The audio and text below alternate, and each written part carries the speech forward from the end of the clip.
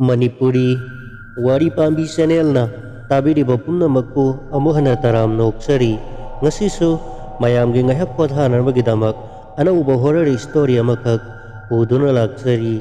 Horror story sigi maming Hawaii sel thauba lakpa.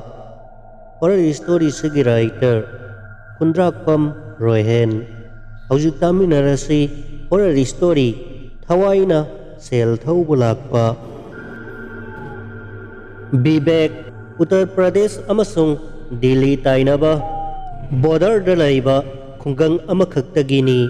mahak piklingaidagi lairik laisu yamna fana horaki mama mapana yamna kanna sunomduna mahakpu college faubagi thak tamhananaba kanna honazarai. Bibek ki apambagi matung inna Delhi Public College da tamge haibadagi mama mapana Sarana mata sarabasu masagi aningba sitadi tunghalage haiduna mahakpu Delhi Public College da mingsanbire. College adugi anakpa mafam amada ren lauduna Bibek College tamba haure. Kunggangi punsi marel amada leiramlaga asigumba city maming leiraba college amada tamba phangbatana anauba marup mapang kaya ama hangnaba phangba aduda Bibek to yamna angakpaga loinana nungaibasu phaurami. College aduda nauna khangnarakpa mamanabi kaya amana Bibekku laik laisu hai haiduna thagat wahai kaya pibaduda mangonda yamna encouraging oirami. Pananingbagi wakhal kaya aduga loinana Bibek hanadagi hena Hawaii yauna laik parami. Bibek na college do tambada sanggadaba sel amadi mahakki ren phi na singba asida sunatana chaba thakpagi sangliba khorsa mayamase mama mapa khaktana sunomduna tharpa ngairagadi mahak ningba thunglaroi khanbadagi mama mapagi mateng kharadang oirabasu oinanaba haiduna anakpada laiba bakery industry amada nungthil se part-time job oina asapot chaba yausilami. Madudagi phanglakpa sel singaduna mahakki college ki amadi ren phi sang naina punba ngambatana mahakki khorsa porsasu khara komjare mama mapagi mateng khara supangba ngamjare khaladuna Bibek ado yamna haraujarami. Nongma haukiduna college aduda mamanabi kaya ama mathang khangnarakpadagi makhoi masel punduna college ki canteen da hotel da mall da koiduna nauna khangnaba mamanaba kayaga matam lenthokpasu hauraklami. College aduda tamba masak matau fajarabi mamanabi kayana hauduna Bibek pupuduna hotel da canteen da amadi hotel gi bar da sangduna chamin thangminaba nungai thukminaba kaya tawrakpadagi Bibek mahakna part-time job oina yauriba thabak adudagi phanglakpa sel amadi mama mapana tharakliba sel aduna konaraktre mahak kok saba kharakra horakle. College ki mamanabi kharana Bibek aikoi lakani biryani horammo chicken fry tawrammo chicken thonglammo dosa saningi haibuna singba kaya tawrakpadagi Bibek mamanabi singadugi mamangda ikai khangdagi ren aduda laiminaba mi singdagi tapna sel pusinba horakle. Ren aduda laiminaba Bihar dagi ahal amasu yaurami mangundagi su sen masjid pubirami. Ahal ado Delhi gi train station amada sa hotel taujaduna madudagi phanglakpa sel khrakra do tungsinjaduna tha gi oina mahakki Bihar da leihoriba nupi amadi masanupa gi sel khrakra thabani. Sel thabagi thabak singaduna Bibek ta tawhallami. Bibek na nongma ahal aduda hanglami bapo karigino bapo na ahal asuk oiraga isa isugi nungairaba kumai yengduna laigadaba matamasida sel tanduna yumda tharibasibo yumda thabak suba ngamba मियोय अमता लैत्रबरा अहल अदुना खुमलक्लामी इबुंगो विवेक अहाक से लाइबक थीब मियोय अमनी अहाकी इचानुपा अहल अदो मराइबक थीबदगी पोलियोना नादुना चटपथोकपसु ngamdre mama adusu mahakki seba tawbada adumak thaba ingkhang suba ngamdre mahakna kannuna leiramlabadi mahak yum kai panduna imitta isu uduna nungaina leiragadaba matamni adubu midigi nongdamna soinairaba isa adu tabu senabada mama su thabak ingkhang suba ngamdre aihakna sa hotel ama tek tek tawduna sel khara thoklibasina loire aigi sanupaga aigi nupiga makoigi khallagani aihakna ngasi sahi yamlaba phawbada thabak ki mi oiduna leiribase vivekna muk hanglaklammi bapugi isanupa aduma khaktara atopa isa amata leitrabara isanupi ama yawi mahaksu mahakki imungi miyoising adu khaktangi mabuk thananaba honanabada sumnagi lupa ama fawba ikhoigi mateng pangbirakpa ngamde wari ado taraga viveksu nungaitaba fawjarami vivek nongmagi selgi oksaba henjelaklami mamanabi kayanadi langminaba koiminaba saminaba nungai thokminanabagi hauba toina lakli viveksu nungaibagi haurakpham marudi selna oibanina selna yauruktrabada nungaibado mapung pharaktre selgidamak mahak mathayamna sarakle vivek to mama mapana tharakpa sel amadi mahakna part time job oina yauriba thabak adudagi phanglakpa sel mayam adugi mathakta mahakki ahenba sel kaya course tawrakpadagi sel leitabana sel gi darkar asuke matik hengalakpadagi mahak mamanabasing punba matam khara leptuna masa ngamde haijinduna tumina leirammi vivek to mahak luna tinaba mamanaba amanadi mahak sel gi damak kok sare haibado khanglaklammi mahakna vivek ki manakta laktuna nongma hairaklammi marup karigidamakta nahakna sel gi damak matha saribano sel yamna hangnanaba upai ama khaktang lei karigumba nahakna lupa lising kun khaktang hana puthokpa ngamlabadi supnagi sayol ani khaktang da haibadi tha makhai amagi manungda nahakna puthokleba sel ado adugi saruk tangkhai ama hena sendoi haptuna hangba yai abagase aikoiga hek thangnana leiba yumlonabada leiba sohalan kauba mahajon amana chathariba thabakni nahak supnatangi lupa lising kun khaktang thaurang tau hairammi vivekna khalli asuk fajaraba khudongchaba ama leirabasida karigi amuk wajarugani mahakna ahanbagi oina lupa lising kun se kanadagi no ama puraga tha makhai ama khaktang thamma ngamlabadi lupa lising ni pu phangani lupa lising kuldo amuk singdokraga lemhauba kul aduna mahakki selhut oihoragani selhut ado amuk thamduna hamakhai amagi manungda mathoi poktuna mahak selgi damakta watapadaba miyoy ama soidana oiba ngamlagani haina khalaklammi asumna khaladuna mahakna ahanbagi lupa lising kulado kanadagi pusige haina thirakpada mahakka renta punna leiminariba bihardagi mayumda sel thadok thajin tawbada mahakna sumateng pangbiriba bapu aduda ekta hanglage haina leplammi bapu adugisu bihar da leihoriba mahakki matu macha gidamakta thanarabgidamak wana tungsinduna tha anigi senpham lupa lising kun khaktang sagat charamba ado vivekna namduna mahakki college ki hundaba yadaba thi dragadi mahak exam ja ubu yararoi haisinaduna ahaladudagi selado supnatangi numit 15 khaktangi laure aduga lupa lising ani amasu hapigani haiduna ahaladuda harau halamni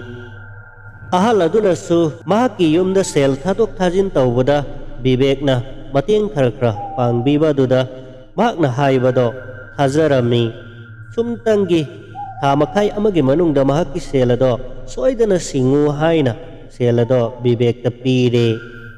ꯕꯤꯕꯦꯛꯅ ꯁꯦꯜ ꯑꯗꯣ ꯃꯃꯥꯟꯅꯕꯗꯣ ꯀꯧꯗꯨꯅ ꯂꯥꯛꯃꯤꯟꯅꯔꯒ ꯁꯣꯍꯟꯂꯥꯜ ꯀꯧꯕ ꯃꯍꯥꯖꯣꯟ ꯑꯗꯨꯒꯤ ꯌꯨꯝꯗ ꯂꯥꯛꯇꯨꯅ ꯃꯈꯣꯏ ꯑꯅꯤꯅ ꯁꯦꯜ ꯑꯗꯣ ꯃꯍꯥꯖꯣꯟ ꯑꯗꯨꯗ ꯄꯤꯔꯝꯃꯤ꯫ ꯑꯗꯨꯒ ꯅꯨꯃꯤꯠ 15ꯅꯤꯒꯤ ꯃꯅꯨꯡꯗ ꯁꯦꯜ ꯑꯗꯣ ꯁꯔꯨꯛ ꯇꯪꯈꯥꯏ ꯑꯃ ꯍꯦꯟꯒꯠꯇꯨꯅ ꯂꯨꯄꯥ 90,000 ꯂꯧꯕ ꯂꯥꯛꯂꯣ ꯍꯥꯏꯗꯨꯅ ꯅꯨꯃꯤꯠ 15ꯅꯤꯒꯤ ꯃꯇꯝ ꯊꯥꯔꯗꯨꯅ ꯃꯍꯥꯖꯣꯟ ꯑꯗꯨꯅ ꯁꯦꯜ ꯑꯗꯣ ꯂꯧꯁꯤꯜꯍꯧꯔꯦ꯫ ꯕꯤꯕꯦꯛ ꯑꯃꯁꯨꯡ ꯃꯃꯥꯟꯅꯕꯗꯨꯁꯨ ꯍꯔꯥꯎ ꯍꯔꯥꯎ ꯍꯜꯂꯛꯂꯝꯃꯤ꯫ ꯅꯨꯃꯤꯠ 15ꯅꯤ ꯂꯩꯔꯕꯗ ꯔꯦꯟꯇ ꯂꯩꯃꯤꯟꯅꯕ ꯑꯍꯜ ꯑꯗꯨꯅꯁꯨ ꯕꯤꯕꯦꯛꯇ ꯃꯍꯥꯛꯀꯤ ꯁꯦꯜ ꯁꯤꯡꯗꯣꯛꯅꯅꯕ ꯍꯥꯏꯔꯛꯂꯝꯃꯤ꯫ ꯕꯤꯕꯦꯛꯅ ꯍꯔꯥꯎ ꯍꯔꯥꯎ ꯉꯁꯤ ꯁꯣꯏꯗꯅ ꯄꯤꯔꯒꯅꯤ ꯕꯥꯄꯨ ꯍꯥꯏꯗꯨꯅ ꯃꯍꯥꯖꯣꯟ ꯑꯗꯨꯒꯤ ꯃꯅꯥꯛꯇ ꯂꯥꯛꯂꯝꯃꯤ꯫ ꯃꯍꯥꯛꯅ ꯂꯥꯛꯄ ꯃꯇꯝꯗꯗꯤ ꯃꯍꯥꯖꯣꯟꯒꯤ ꯌꯨꯝ ꯑꯗꯣ ꯒꯦꯠ ꯁꯣ ꯂꯣꯟꯗꯨꯅ ꯂꯩꯔꯝꯂꯦ꯫ ꯕꯤꯕꯦꯛꯅ ꯌꯨꯝꯊꯪꯅꯕꯗ ꯂꯩꯕ ꯃꯤꯑꯣꯏ ꯑꯃꯗ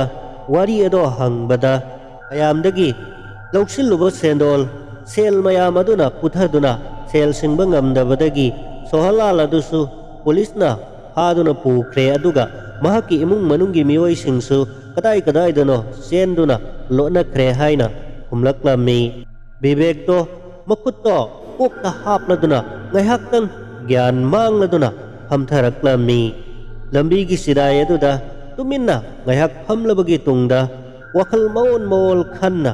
ꯃꯍꯥꯛꯅ ꯑꯍꯜ ꯑꯗꯨꯗ ꯀꯔꯤ ꯍꯥꯏꯅ ꯈꯨꯝꯒꯅꯤ ꯍꯥꯏꯅ ꯈꯜꯂꯨꯕꯗ ꯃꯍꯥꯛ ꯒ꯭ꯌꯥꯟ ꯃꯝꯂꯝꯃꯤ꯫ ꯃꯍꯥꯛꯀꯤ ꯃꯃꯥꯟꯅꯕ ꯑꯃꯗꯒꯤ ꯁꯦꯜ ꯈꯔꯒ ꯑꯃꯨꯛ ꯄꯨꯗꯨꯅ ꯅꯣꯡꯉꯥꯟꯗ꯭ꯔꯤꯉꯩꯗ ꯃꯍꯥꯛꯅ ꯂꯩꯔꯤꯕ ꯔꯦꯟꯠꯀꯤ ꯀꯥ ꯑꯗꯣ ꯁꯣ ꯂꯣꯟꯁꯤꯜꯂꯝꯂꯒ ꯂꯣꯟꯅ ꯃꯍꯥꯛꯀꯤ ꯌꯨꯄꯤꯗ ꯂꯩꯕ ꯈꯨꯡꯒꯪ ꯑꯗꯨꯗ ꯑꯃꯨꯛ ꯍꯟꯈꯤꯔꯝꯃꯤ꯫ ꯃꯐꯝ ꯑꯗꯨꯗ ꯃꯍꯥꯛꯅ ꯊꯕꯛ ꯀꯟꯅ ꯁꯨꯗꯨꯅ ꯑꯍꯜ ꯑꯗꯨꯒꯤ ꯁꯦꯜ ꯑꯗꯣ ꯁꯤꯡꯗꯣꯛꯄ ꯉꯝꯅꯅꯕꯒꯤꯗꯃꯛ ꯃꯃꯥ ꯃꯄꯥꯗ ꯀꯣꯂꯦꯖꯀꯤ ꯑꯍꯦꯟꯕ ꯁꯦꯜ ꯈꯔ ꯆꯪꯒꯗꯧꯔꯤ ꯍꯥꯏꯅ ꯇꯝꯂꯗꯨꯅ ꯀꯣꯂꯦꯖꯀꯤ ꯁꯨꯇꯤ ꯊꯥꯔꯤꯉꯩ ꯃꯅꯨꯡꯁꯤꯗ ꯁꯦꯜꯁꯤꯡ ꯑꯗꯣ ꯑꯩꯈꯣꯏ ꯃꯌꯥꯝ ꯊꯕꯛ ꯁꯨꯗꯨꯅ ꯇꯥꯟꯃꯤꯟꯅꯁꯤ ꯍꯥꯏꯗꯨꯅ ꯃꯃꯥ ꯃꯄꯥ ꯃꯈꯣꯏ ꯑꯍꯨꯝ ꯆꯪꯅ ꯀꯟꯅ ꯁꯦꯟ ꯇꯥꯜꯂꯝꯃꯤ꯫ ꯌꯨꯝꯗ ꯂꯩꯅ ꯕꯤꯕꯦꯛ ꯑꯍꯜ ꯑꯗꯨꯒꯤ ꯈꯟꯕꯗ ꯌꯥꯝꯅ ꯅꯨꯡꯉꯥꯏꯔꯝꯗꯦ꯫ ꯃꯍꯥꯛꯅ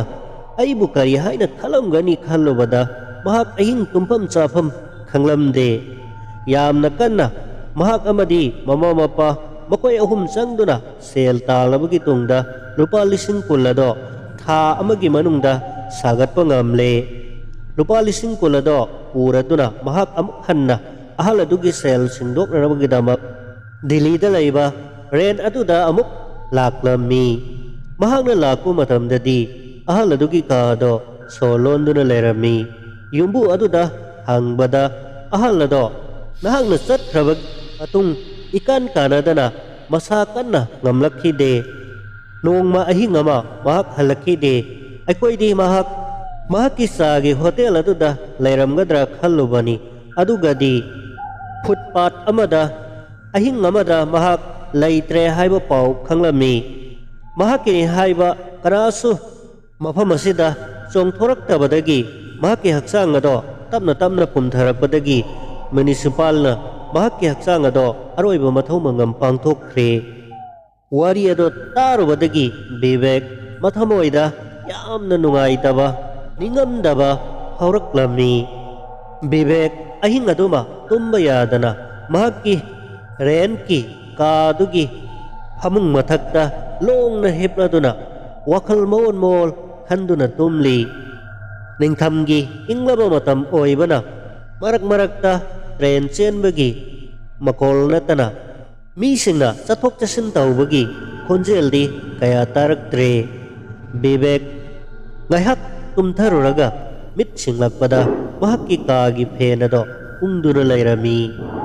ꯐꯦꯟ ꯑꯗꯣ ꯑꯏꯪꯕ ꯃꯔꯛ ꯑꯗꯨꯗ ꯂꯣꯛ ꯊꯨꯡꯕ ꯇꯥꯔꯦ ꯍꯥꯏꯗꯨꯅ ꯃꯍꯥꯛꯅ ꯍꯧꯒꯠꯂꯒ ꯑꯃꯨꯛ ꯃꯨꯊꯠꯂꯤ꯫ ꯉꯥꯏꯍꯥꯛ ꯂꯩꯔꯒ ꯐꯦꯟ ꯑꯗꯣ ꯃꯁꯥꯅ ꯑꯃꯨꯛ ꯎꯪꯂꯛꯂꯝꯃꯤ꯫ ꯑꯗꯨꯗꯒꯤ ꯕꯤꯕꯦꯛꯅ ꯑꯃꯨꯛꯁꯨ ꯍꯧꯒꯠꯇꯨꯅ ꯃꯨꯊꯠꯂꯤ꯫ ꯉꯥꯏꯍꯥꯛ ꯂꯩꯔꯒ ꯑꯃꯨꯛꯁꯨ ꯐꯦꯟ ꯑꯗꯣ ꯃꯇꯣꯝꯇ ꯎꯪꯂꯛꯂꯝꯃꯤ꯫ ꯀꯔꯤꯅꯣ ꯇꯧꯔꯤꯕꯁꯤꯕꯣ ꯍꯥꯏꯅ ꯕꯤꯕꯦꯛ ꯑꯗꯣ ꯃꯁꯥꯗ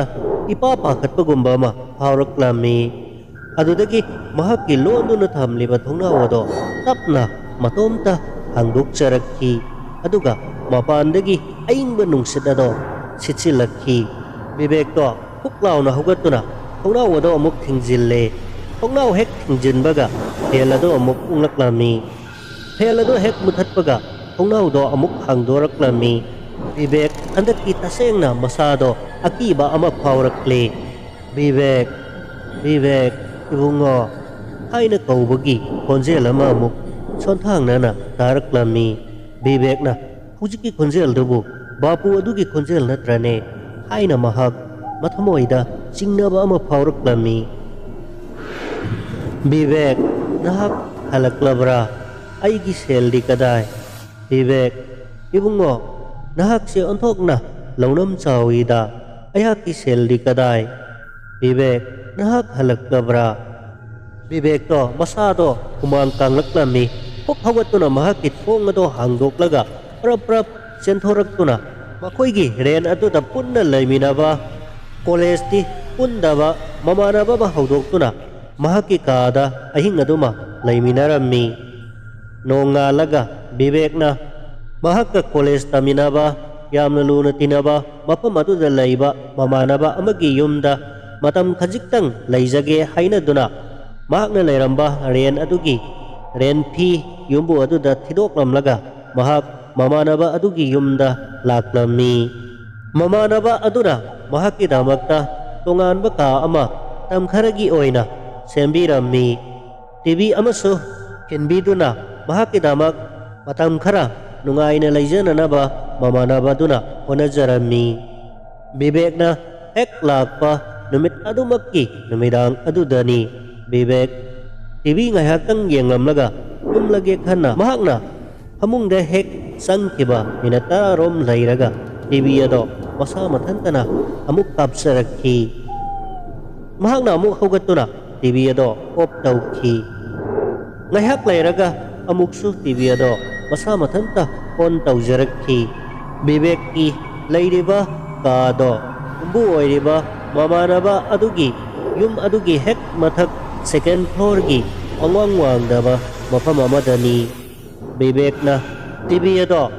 ꯑꯃꯨꯛ ꯑꯣꯟ ꯇꯧꯔꯛꯄꯗꯨꯗ ꯑꯣꯐ ꯇꯧꯒꯦ ꯍꯥꯏꯗꯨꯅ ꯍꯦꯛ ꯐꯃꯨꯡꯗꯒꯤ ꯀꯨꯝꯊꯔꯛꯄꯒ ꯇꯤꯚꯤ ꯑꯗꯣ ꯌꯥꯝꯅ ꯑꯍꯧꯕ ꯃꯈꯣꯜ ꯑꯃꯒ ꯂꯣꯏꯅꯅ ꯄꯣꯛꯈꯥꯏꯔꯛꯈꯤ ꯃꯍꯥꯛꯀꯤ ꯀꯥꯗꯣ ꯃꯩꯈꯨꯅ ꯄꯨꯝꯃꯝ ꯃꯝꯈꯤ ꯈꯪꯍꯧꯗꯅ ꯃꯩꯈꯨ ꯃꯔꯛ ꯑꯗꯨꯗꯒꯤ ꯑꯍꯜ ꯑꯣꯏꯔꯕ ꯃꯤꯑꯣꯏ ꯑꯃꯒꯤ ꯁꯛꯇꯝ ꯑꯃ ꯃꯃꯤꯑꯣꯏ ꯁꯥꯃꯤꯑꯣꯏ ꯃꯍꯥꯛꯅ ꯎꯕ ꯐꯪꯈꯤ ꯃꯍꯥꯛ ꯈꯪꯂꯦ ꯁꯛꯇꯝ ꯑꯗꯣ ꯃꯍꯥꯛꯀꯤ ꯕꯥꯄꯨ ꯑꯗꯨꯒꯤ ꯁꯛꯇꯝꯅꯤ ꯃꯃꯤꯠ ꯑꯗꯣ ꯏꯃꯨꯛ ꯉꯥꯡꯅ ꯑꯁꯥꯎꯕꯒꯤ ꯃꯥꯏꯊꯣꯡ ꯎꯔꯤ ꯕꯤꯕꯦꯛ ꯑꯩꯒꯤ ꯁꯦꯜꯗꯤ ꯀꯗꯥꯏ ꯕꯤꯕꯦꯛ ꯑꯩꯒꯤ ꯁꯦꯜꯗꯤ ꯀꯗꯥꯏꯅꯣ ꯕꯤꯕꯦꯛ ꯑꯁꯨꯛ ꯀꯨꯏꯕ ꯃꯇꯝꯁꯦ ꯑꯩꯅ ꯅꯪꯕꯨ ꯂꯥꯛꯄ ꯉꯥꯏꯔꯝꯂꯤꯕꯅꯤ ꯋꯥꯍꯩꯁꯤꯡ ꯑꯁꯦ ꯁꯣꯟꯊꯥꯡꯅꯅ ꯍꯥꯏꯔꯗꯨꯅ ꯕꯤꯕꯦꯛ ꯇꯝꯅ ꯃꯃꯤꯑꯣꯏ ꯁꯥꯃꯤꯑꯣꯏ ꯎꯔꯤꯕ ꯁꯛꯇꯝ ꯑꯗꯣ ꯑꯉꯥꯡꯕ ꯃꯃꯤꯠ ꯑꯅꯤ ꯑꯗꯨꯒ ꯂꯣꯏꯅꯅ ꯑꯁꯥꯎꯕꯒꯤ ꯃꯇꯧꯒꯨꯝ ꯃꯈꯨꯠ ꯇꯤꯡꯊꯣꯛꯂꯗꯨꯅ ꯕꯤꯕꯦꯛ ꯇꯝꯅ ꯆꯪꯁꯤꯜꯂꯛꯂꯝꯃꯤ ꯕꯤꯕꯦꯛꯇꯣ ꯋꯥ ꯑꯃꯠꯇꯁꯨ ꯉꯥꯡꯕ ꯊꯣꯛꯇꯅ ꯃꯁꯥꯗꯣ ꯊꯛ ꯊꯛ ꯅꯤꯛꯇꯨꯅ ꯇꯧꯐꯝ ꯈꯪꯗꯅ ꯐꯃꯨꯡ ꯃꯁꯤ ꯑꯃꯗ ꯇꯥꯁꯤꯟꯗꯨꯅ ꯂꯩꯔꯤ ꯇꯟꯖꯥꯗꯨꯗ ꯕꯤꯕꯦꯛꯀꯤ ꯀꯥꯒꯤ ꯉꯥꯜꯂꯝꯕ ꯃꯩ ꯑꯗꯨꯁꯨ ꯐꯨꯠ ꯂꯥꯎꯅ ꯃꯨꯠꯈꯤ ꯕꯤꯕꯦꯛꯅ ꯌꯥꯝꯅ ꯊꯨꯅ ꯃꯍꯥꯛꯀꯤ ꯐꯃꯨꯡ ꯅꯥꯀꯟꯗ ꯂꯩꯔꯤꯕ ꯃꯩꯈꯦꯠ ꯑꯗꯣ ꯂꯧꯗꯨꯅ ꯃꯩꯈꯦꯠ ꯑꯗꯣ ꯃꯔꯨ ꯑꯃ ꯍꯦꯛ ꯈꯦꯠꯄꯗ ꯃꯩ ꯑꯗꯨꯒꯤ ꯃꯉꯥꯜ ꯑꯗꯨꯗ ꯌꯥꯝꯅ ꯇꯝꯊꯤꯔꯕ ꯑꯍꯜ ꯑꯣꯏꯔꯕ ꯁꯛꯇꯝ ꯑꯃ ꯃꯍꯥꯛꯃꯛꯀꯤ ꯍꯦꯛ ꯃꯅꯥꯛꯃꯛꯇꯗ ꯂꯦꯞꯇꯨꯅ ꯂꯩꯔꯝꯕꯗꯨꯗ ꯕꯤꯕꯦꯛꯇꯣ ꯄꯥꯈꯠꯃꯟꯈꯤꯕꯅ ꯂꯥꯎꯕꯁꯨ ꯉꯝꯗꯅ ꯊꯣꯡ ꯑꯗꯣ ꯍꯥꯡꯗꯣꯛꯂꯒ ꯃꯄꯥꯟꯗ ꯆꯦꯟꯊꯣꯔꯛꯈꯤ ꯑꯃꯝꯕ ꯃꯔꯛ ꯑꯗꯨꯗ ꯃꯍꯥꯛꯅ ꯂꯩꯔꯤꯕ ꯃꯊꯛ ꯑꯗꯨꯗꯒꯤ ꯏꯁꯇꯤꯌꯥꯔꯗ ꯑꯣꯟꯊꯔꯛꯈꯤ ꯑꯗꯨꯒ ꯑꯃꯨꯛꯇꯪ ꯀꯟꯅ ꯂꯥꯎꯔꯝꯂꯒ ꯃꯍꯥꯛ ꯒ꯭ꯌꯥꯟ ꯇꯥꯈꯤꯗ꯭ꯔꯦ ꯃꯍꯥꯛꯅ ꯒ꯭ꯌꯥꯟ ꯇꯥꯔꯛꯄ ꯃꯇꯝꯗ ꯃꯍꯥꯛ ꯍꯣꯁꯄꯤꯇꯥꯜꯗ ꯂꯩꯔꯝꯂꯦ ꯍꯣꯁꯄꯤꯇꯥꯜ ꯑꯗꯨꯗ ꯃꯍꯥꯛꯀꯤ ꯃꯃꯥꯟꯅꯕ ꯑꯗꯨꯁꯨ ꯃꯍꯥꯛꯀꯤ ꯅꯥꯀꯟꯗ ꯐꯝꯗꯨꯅ ꯂꯩꯔꯝꯂꯤ ꯂꯥꯏꯕꯛ ꯊꯤꯕꯗꯤ ꯕꯤꯕꯦꯛ ꯃꯍꯥꯛꯀꯤ ꯃꯈꯣꯡ ꯑꯗꯣ ꯏꯁꯇꯤꯌꯥꯔꯗ ꯑꯣꯟꯊꯕꯗꯒꯤ ꯃꯈꯣꯡ ꯅꯥꯝꯃ ꯐꯤꯕꯝ ꯌꯥꯝꯅ ꯆꯥꯗꯅ ꯁꯔꯨ ꯑꯗꯣ ꯇꯦꯛ ꯀꯥꯏꯈꯤꯕꯗꯒꯤ ꯃꯈꯣꯡꯒꯤ ꯁꯔꯨꯛ ꯈꯔ ꯀꯛꯄ ꯇꯥꯔꯝꯃꯤ ꯕꯤꯕꯦꯛꯀꯤ ꯀꯣꯂꯦꯖꯀꯤ ꯑꯣꯖꯥꯁꯤꯡ ꯑꯃꯗꯤ ꯁꯥꯇ꯭ꯔꯁꯤꯡꯅ ꯃꯥꯒꯤ ꯑꯉꯝꯕ ꯁꯦꯜ ꯈꯔ ꯈꯥꯏꯒꯠꯅꯗꯨꯅ Bibek ki khonggi operation tauba amadi khutsemgi khong ama amuk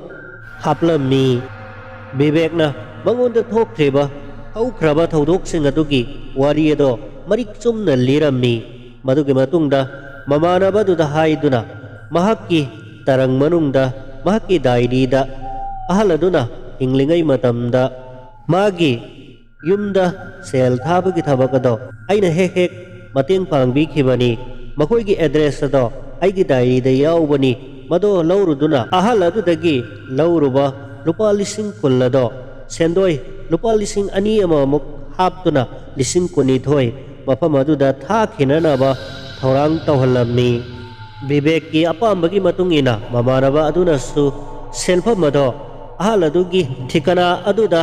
tha khirami aduga selado yum aduda yaure haibagi sening amasu puraklami mado Bibek ta piduna mamanaba duna ulammi Bibek to haujikti mahak wakhalado iyang yang le ahaladugi laman tondre khallubada nungaiba kharadi phawi adubu mahak amuk hanna akan bathabak suba nombadi ngamlaroi mahakki kusemgi khong adu puduna mahakki aroiba college ki exam piramlaga mahakki pokna phamlamdam aduda amuk halaklammi mangonda thokkeba asengba thaudok adugi wari sing aduga loinana Bibek ngasi su mahakki khungang lamdam adugi saukhananabagi damak private school amada oja oina puduna punsi hingnanaba anthengna duna laihori